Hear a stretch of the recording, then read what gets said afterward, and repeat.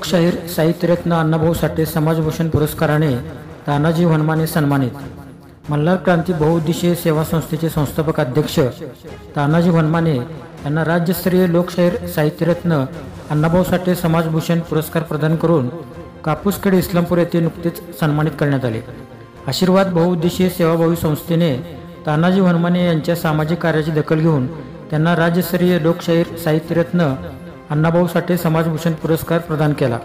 यावेळी सुप्रसिद्ध व्याख्याते, जग बदलणारा बाप माणूसचे लेखक प्राध्यापक जगदीश ओहोळ, भारतीय कम्युनिस्ट पक्षाचे सांगली जिल्हा सचिव कॉम्रेड नंदकुमार हत्तीकर, माजी उपसभापती अनिकेत बनसोडे, युनायटेड नेशन तुर्की परिषदेचे भारत प्रतिनिधी अमन पटेल, अखिल भारतीय स्वाभिमानी संघर्ष सेनेचे संस्थापक अध्यक्ष पिराजी थोरावडे, संत रोहिदास चरमकार समाज विकास संघटनेच्या संस्थापक अध्यक्षा श्रद्धाताई शिंदे, आशीर्वाद बहुउद्देशीय सेवा संस्थेचे कार्याध्यक्ष धनाजी सापकर, प्रतीक पाटील, सागर वनमाने, अमन संदे, साक्षी कांबळे, राहुल सरक आदी यावेळी उपस्थित होते।